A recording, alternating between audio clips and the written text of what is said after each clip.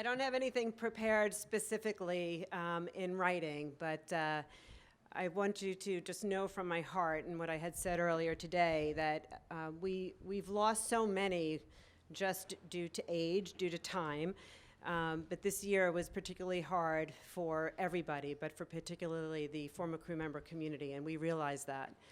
And so our hearts are broken, and Alice and Zach and Alexis, who work so closely with our former crew members, with all of you every day, I know hearts are particularly broken. I am thrilled that you're here with us in person to be able to honor, to be able to commemorate, and to be able to say thank you to those who served us, who are no longer with us.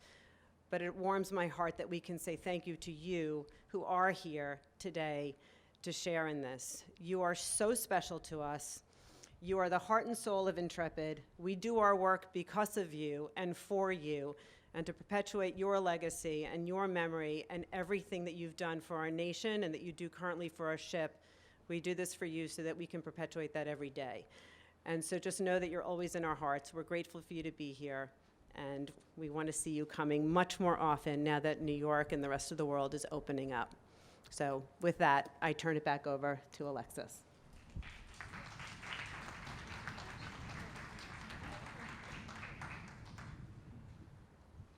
Thank you, Susan.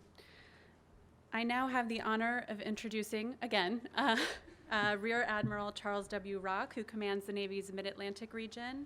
We're humbled to have him with us today as we remember these sailors and Marines. Welcome, Admiral Rock.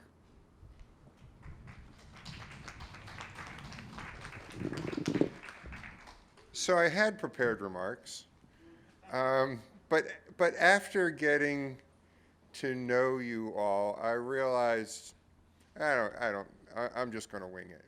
And I had the privilege of speaking to some of you for Veterans Day in 2019, and the more and more I get to know you, the more amazing I realize you are. And I'll tell you why. It's because of the words on the Intrepid Challenge coin. I think you embody all of them. First is honor. And you not only honor us, but more importantly, honor those of the fallen. You do so through things like this today. But I also know you do it every other day of the year as well. And that's humbling to be a part of. The second on the coin is educate. And I know you do that in many, many ways. I know some of you volunteer aboard the ship. I know many of you are still very active in your communities, educating the public about what you've done, what we do, what we stand for. You do it by telling stories. In fact, a couple weeks ago, we had a team of Navy personnel here trying to tell stories for part of our virtual Fleet Week programming. Unfortunately, some of those stories you were telling we couldn't put online because they're really inappropriate. But it's all part of that education that I know you take very, very seriously. And last, the last word on here means the most to me, and that is inspire. You inspire me. You inspire all of us that wear the uniform today, because we wouldn't be here. We wouldn't have the privilege to serve if it wasn't for all of you.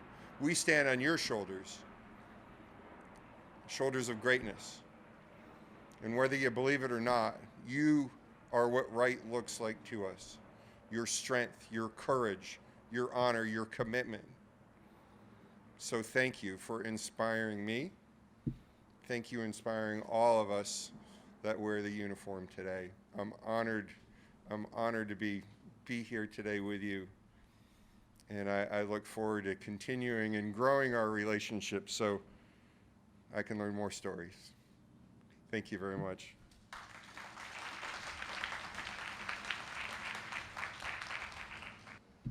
Thank you, Admiral Rock. Oh, I'm a little shorter than Admiral Rock is, for your inspiring words. during these difficult times. I'm now going to turn the ceremony over to Stu Gelband, president of the Intrepid Former Crew Member Association and a dear friend of the museum. Stu will say a few words, and then we will begin reading the names of those who have passed. After the names are read, Mike Hallahan will read Fair Winds and Following Seas. The ceremony will conclude with the playing of taps. Thank you again for being here with us today, and please welcome Intrepid former crew member Stu Gelband to the podium. Stu?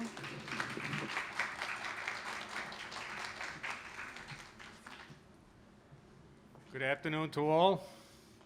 My name is Stu Gelband, and I serve as the president of the USS Intrepid Former Crew Members Association. I served on Intrepid from 1970 to 1972 as a machinist mate assigned to the aft engine room. Today, Memorial Day, we are here to honor the more than 150 crew members who we lost during this pandemic. During its years in service to our country from 1943 to 1974, our ship Intrepid was home to more than 55,000 sailors and Marines. One mission of our association is to honor and preserve the memory of those that served aboard our ship. The loss of our brothers motivates us to continue to educate the public at the Intrepid Sea, Air, and Space Museum. I have memories of working with so many who we are recognizing today, such as fellow crew member Dick Perry, along with longtime volunteer Willie Neuweiler. We hope that this gathering today will help all families know how we respect and cherish their service. I will begin by reading a group of names. Richard Joseph Apicella, he served on board 1968. Abraham Applebaum served during World War II and an Intrepid plank owner. Walter Babcock served on board 1962. John W. Bacon Sr. served on board 1958. Alfred Ballard served on board 1963. Richard Belitovsky served on board 1967. Isidore Bertone served during World War II and was an immigrant from Sicily. Harry Belinsky served during World War II and is an Intrepid plank owner. Michael Mike Bird served on board in 1962. James Blobner served on board 1958 and was an association past president. Robert Badeau served on board 1950. William L. Bonavita served on board 1961. Anthony G. Bordeaux served on board in 1960. Gene A. Bartoni, Jr. served on board in 1967. Edwin Haley Brooks served on board in 1967 and was a commanding officer for VA 36. E. Cowan Brown served on board in 1958. Richard Dick Brown, World War II veteran and Intrepid plank owner. Now I would like to introduce Dr. Ken Marshall, who served aboard Intrepid as a flight surgeon during the Vietnam War. Dr. Ken Marshall.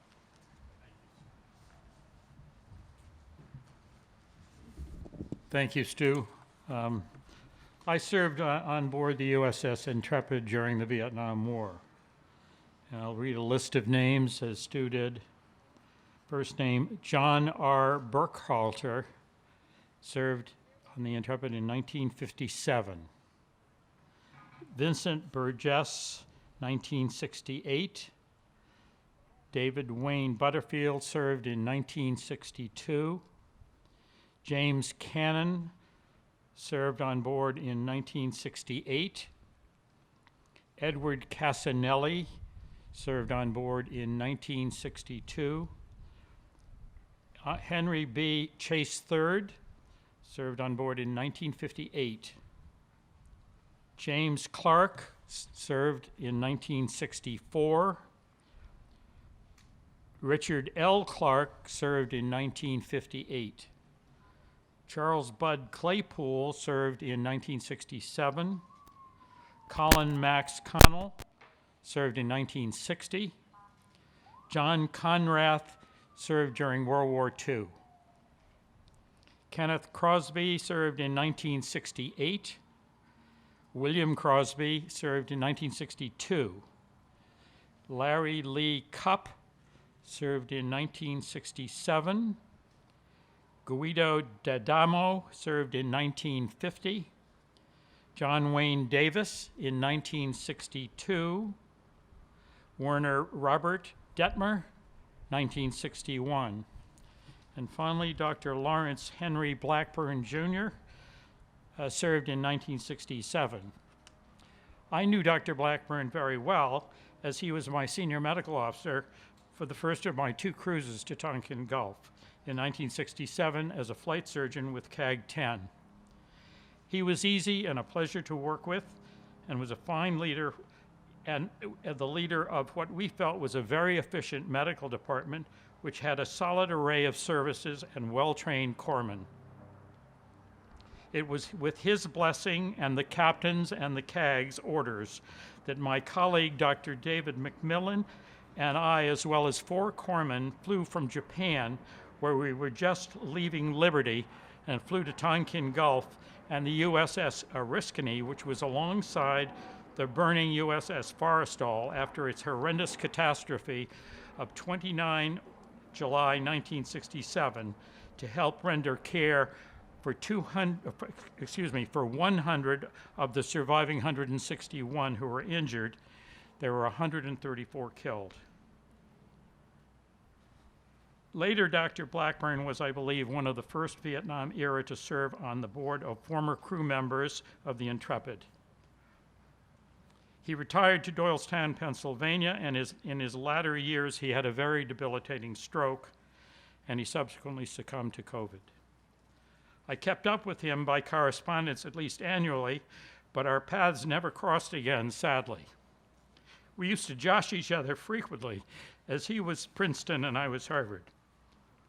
All of us who remain connected to the Intrepid now have fond memories of the men with whom we served, and especially for those of us who served in the tough times of Vietnam. Now I'd like to introduce Gene Austin, former crew member, 1961.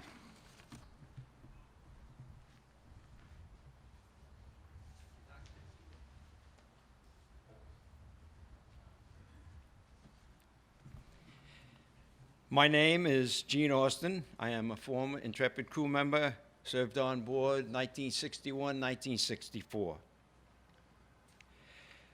Joseph A. Devine, served on board 1970. Robert J. Doherty, 1950, Association past president. William Foster Drips, World War II.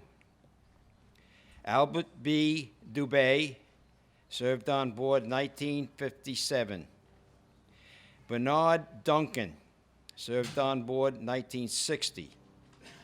James A. Duvall, served on board 1967. Paul J. Zayek, served on board 1960.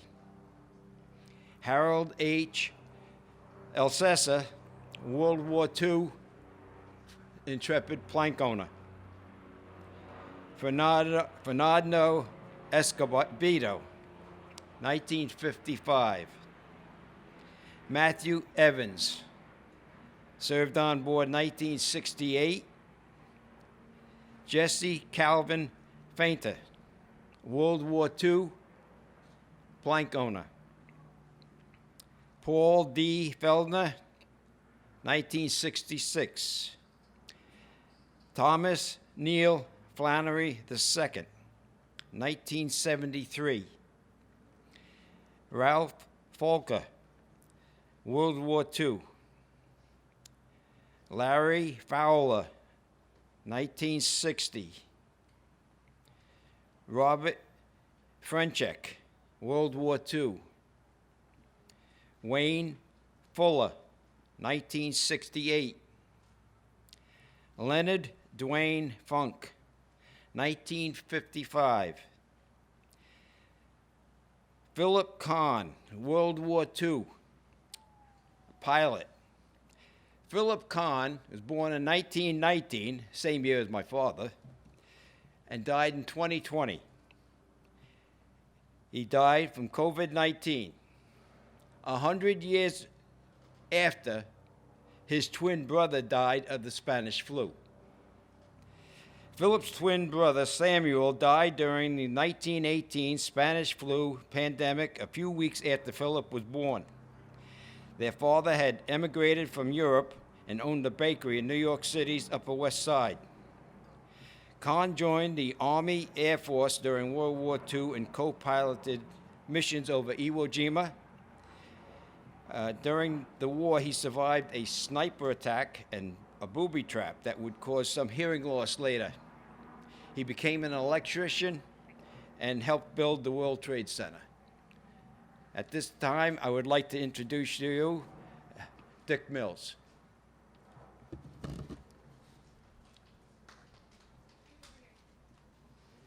Oh, okay.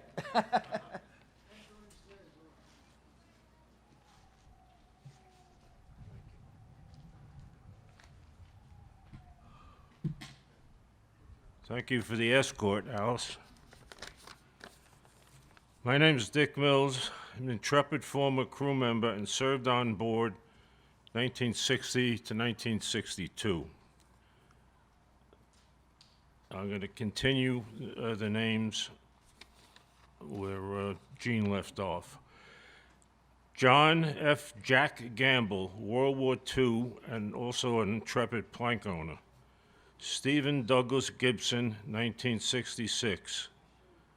Charles F. Gibson, Jr., served 1970. George Gross, 1959. Robert Glenn Grove, served in 1964. John G. Grin, served 1967. Murray Hathaway, 1967. Thomas R. Hale, Jr., also 1967. Larry Hall, served 1971. Francis Hamill, served 1962. Chester Hard, 1967. Robert Jake Howe, 1952. Michael L. Hewitt, 1973. George J. Horn, Jr., 1955. Robert Houston, World War II veteran. Thomas L. Hubble, 1958. Phil Huggins, 1960. And Joseph Yap, 1960. And our own Maud Gaines Tarrant, our own Navy brat. Maud was the daughter of the executive officer Richard Gaines. She was an active member of the USS Intrepid Association, obviously not a former crew member, but the special connection to Intrepid during World War II was Maud's father, as Commander Richard Gaines was the XO of Intrepid and for a brief period the interim commanding officer. Growing up in a military family, she was considered herself a Navy brat. There was no doubt that she always strived to do her best as a member of our association and a museum volunteer. With the consent of the association's board of directors, Maud started a ladies' auxiliary, enlisting some of former crew members' wives and family members. Maud loved this ship, and therefore we honor her today along with the other FCMs who we lost in the past year. Thank you. Now I would like to welcome Ben Levinson, staff member of the museum, at the museum. Ben?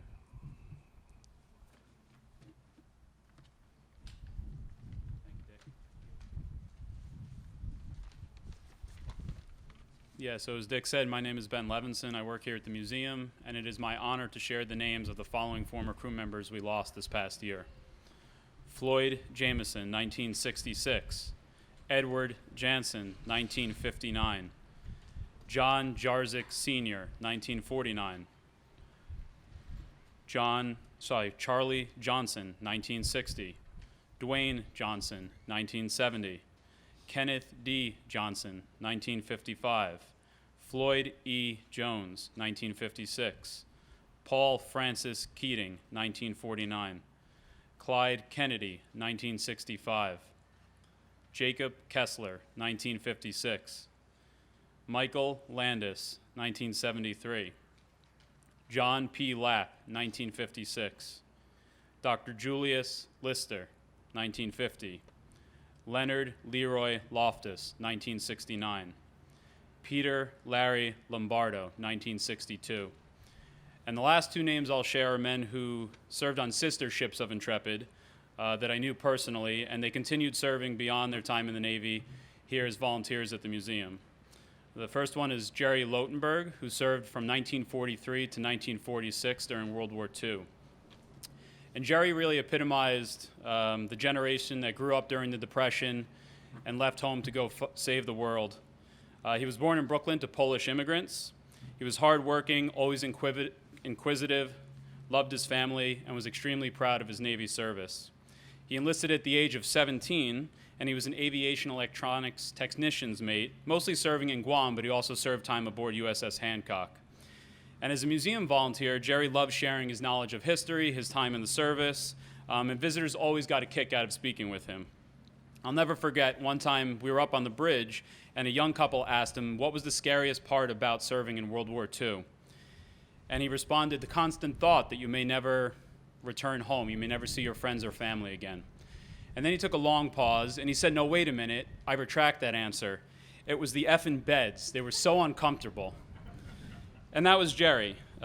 Informative, upbeat, funny, always there with a warm response. I think fellow museum volunteer and Hancock shipmate Ken Chin said it best, that Jerry was the classic World War II vet. He had a nothing can stop us attitude towards life and always greeted everyone with an infectious smile. Fair winds and following seas. And the second person I'd like to briefly talk about was Willie Neuweiler. Everyone here knew Willie. Willie was basically synonymous with Intrepid. He served on USS Bennington from 1952 to 1956, and he was a volunteer at the museum for over 20 years. And he typically volunteered in excess of 1,000 hours a year as a volunteer. And when I first came here working as a tour guide, I was extremely intimidated by Willie. This really big guy, booming voice, was sitting on his throne on the bridge, barking orders at everyone. But I quickly learned he was really just a big teddy bear in disguise. When I came back to the museum, this time managing the volunteer program, Willie taught me nearly everything that I know about this ship. And it was really in large part to him that I owe my love for Intrepid. He instilled that in me.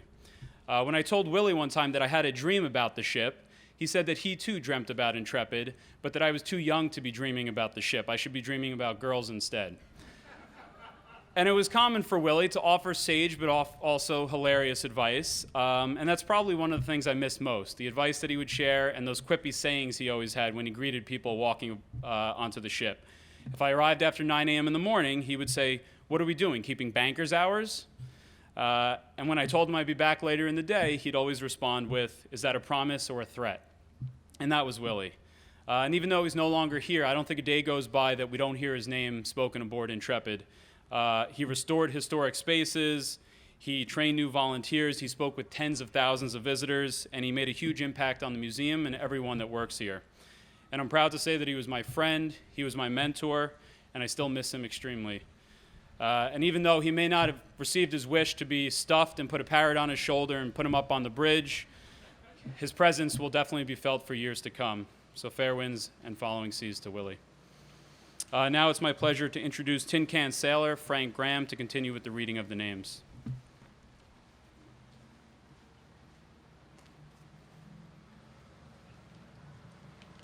Morning, I'm Frank Graham. I'm tin can sailor, not a bird farmer. But I have one quick thing, I just thought about it now. During World War II, my father volunteered to go in the Navy. So he went down and enlisted. They put him on when my mother said goodbye, put him on a bus, sent him up to Boston to go on whatever ship he got on. Got a little Jeep carrier called the USS Cabot. They sent around over into the Pacific, and they wound up sitting next to the Intrepid. Everywhere the Intrepid went, she would be following.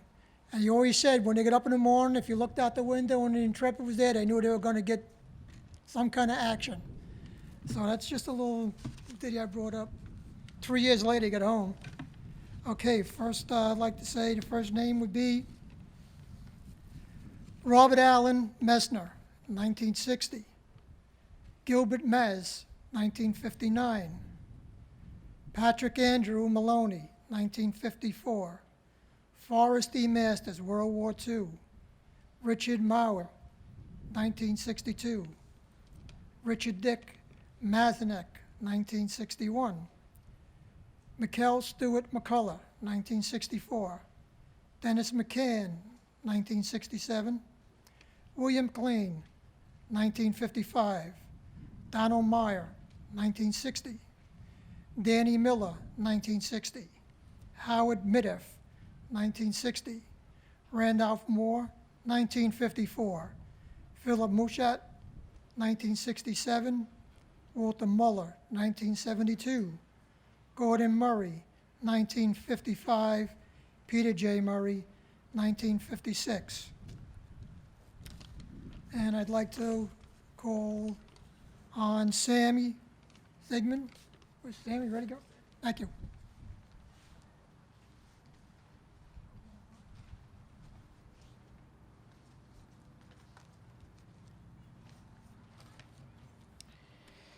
My name is Sammy Steigman.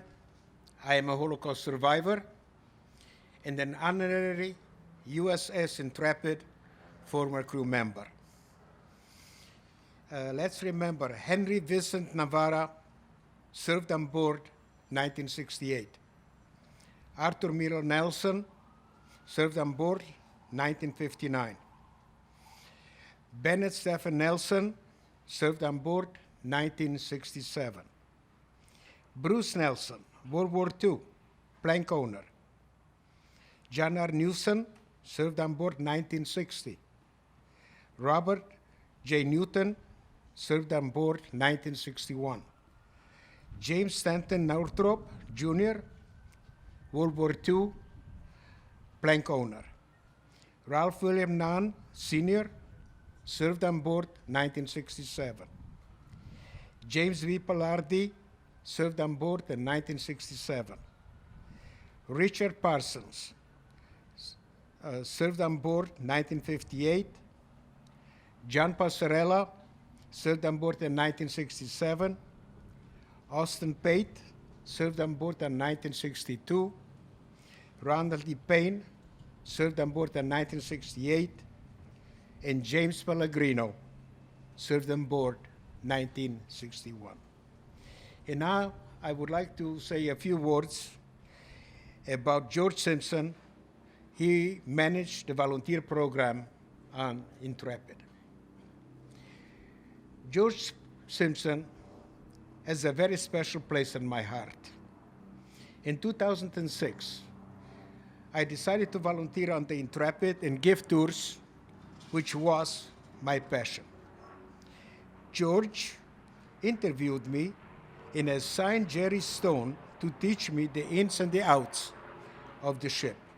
Eventually, I developed my own style and was known for my dedication to honor the people that served on the ship, and Intrepid became my second home.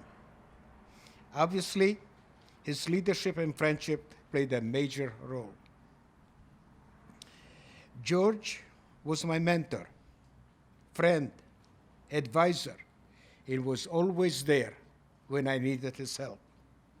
When the ship returned in 2008, our friendship blossomed. When he became part of the American Legion, he also made me part of it. I feel blessed that he was part of my life. George, you and your smile will be missed not only by me, but by everyone that knew him. And now, I would like to introduce David Giacomini and Anthony Fastaya.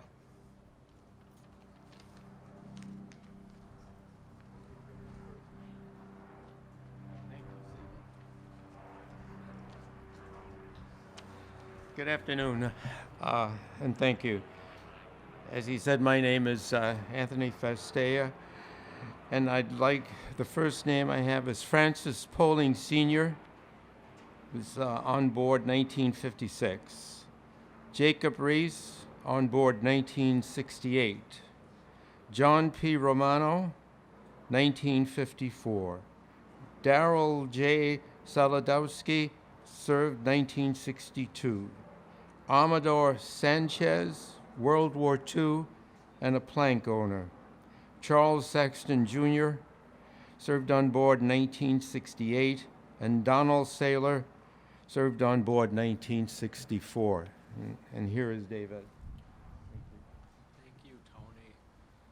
So good afternoon, everyone. My name is David Giacomini, and to continue with the reading of the names, first is Philip Schlick, a World War II veteran, not an Intrepid former crew member, but a 46-year Navy veteran who retired as a captain in a ceremony held here aboard the Intrepid Museum in 1987. Charles Schlag, a World War II veteran and a pilot. Joseph Schneider, served on board in 1955. Peter Schofield, who served aboard in 1958. Dennis Schultz, another World War II veteran. Francis E. Shea, Jr., who served aboard in 1968. And Christopher Sheets, who served aboard in 1967. Now, I also have two other men who I'd like to talk about, and the first among them is Richard Dick Perry. Dick was a musician second class who was born and raised here in Glendale, New York.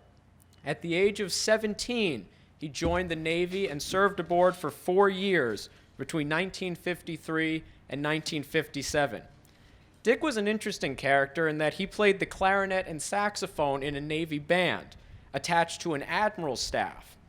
And in that capacity, he was stationed on a number of ships, including the USS Coral Sea, the USS Forrestal, and in 1956, the USS Intrepid. His many cruises took him to multiple ports of call, especially in the Mediterranean. And some of his fondest memories of that time in the Navy were of the good men he served with and of the opportunity to see and experience so much of the world at such a young age. After his Navy service, Dick returned to his native New York, went to college, and started working for Citibank. And this led to a 42-year career into which he rose to the level of vice president in charge of 47 banks across Brooklyn and Staten Island. Outside of the business world, Dick enjoyed working with his hands and practiced carpentry, plumbing, and electrical skills. He also continued his love for travel that he got aboard ships like the Intrepid and would frequently go on trips, mainly cruises, to locations all around the world. But the way I got to know Dick was in 2018 when he became a volunteer here at the Intrepid Museum. His warmth, generosity, and his wonderful energy live a real lasting friendship with whoever he met, be them former crew members, other volunteers, or the general public, mainly serving, just like Jerry, up on the bridges. I was fortunate to have known and worked with Dick, and I will always miss his enthusiasm, his can-do attitude, and most importantly, the wonderful beaming smile that he always had whenever you saw him. The second man I'd like to talk about is Joseph Pavlov Jr., who was also a World War II veteran and a plank owner. Just like Dick, he was a trumpet player extraordinaire during his time in the service, and mainly he was known for after his time he got out of the Navy. After his service, Joseph would travel to funeral services all over, where he played taps at over 8,500 services for his fellow crew members. And now I'd like to do the honors of introducing Mr. Bill Peters.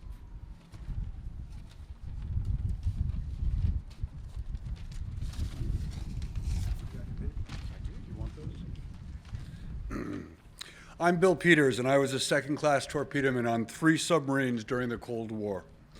One of my proudest achievements, and that of any submarine sailor, is to qualify, to get your dolphins.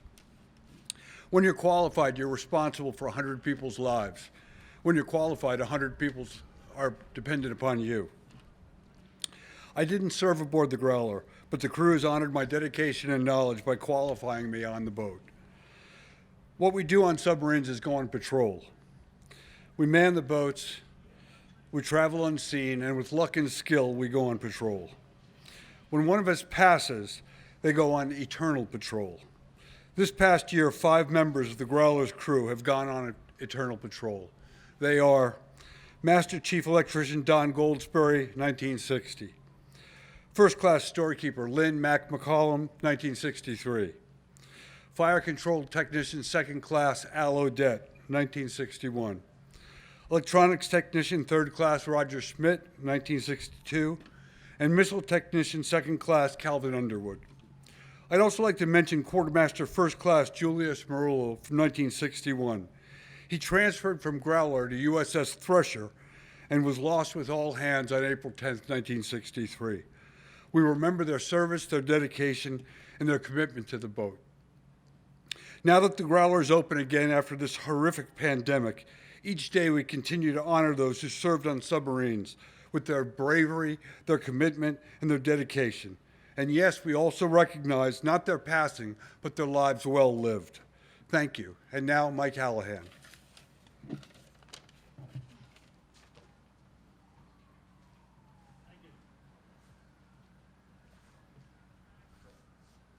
Good afternoon. I just wanted to mention, when Ben was up here, he mentioned Willie Newweiler. Willie, we called him Mr. Comshaw. Anybody in the Navy knows what that means. If you needed something, you always went to Willie. And when the ship first came in here, it was a mess, especially the con, the bridge and everything. It was missing phones, everything up there. Willie got a U-Haul truck, went down to the Philadelphia Navy Yard with a couple of guys and scavenged a couple of ships down there. The Oriskany was down there. I can't remember the other ship. So the bridge today is thanks to Willie Newweiler. People, all the brass, everything, he replaced the brass, he replaced all the intercom, everything on there, the 1MCs, that was all Willie. So God bless you, Willie.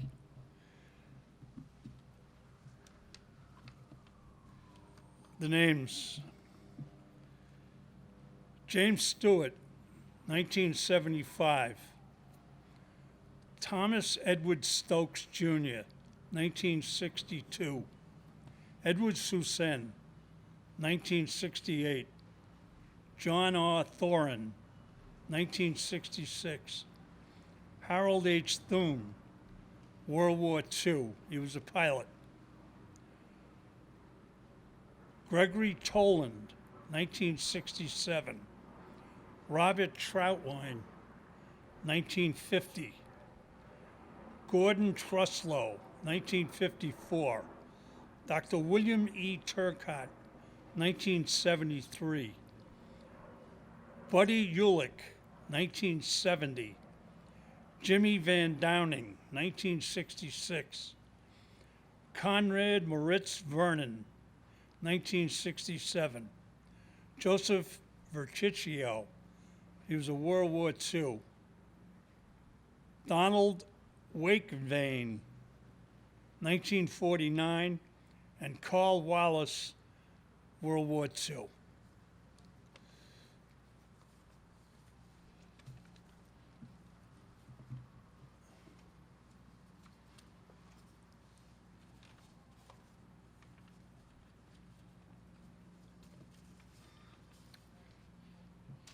The Marine Corps has Semper Fi, The Coast Guard is semper providus. The Navy is fair winds and following seas. This is a poem for sailors. Sailors pray for fair winds and following seas, the smell of salt in the air, the feel of their skin as it's touched by the spray, an albatross soaring above, dolphins in the ship's wake at day, to witness a work of art that only God can create. The sunset at the end of the day, at night a million stars in the skies, safe anchorage in an isle of lee. When the time comes to die, as for all it must, to wake in sailor's heaven where nothing ever rusts, and always there would be fair winds and following seas. God bless. We are now going to play taps. All veterans can salute if they wish. So at this, I say attention on deck. Everybody rise. Where is he? Taps.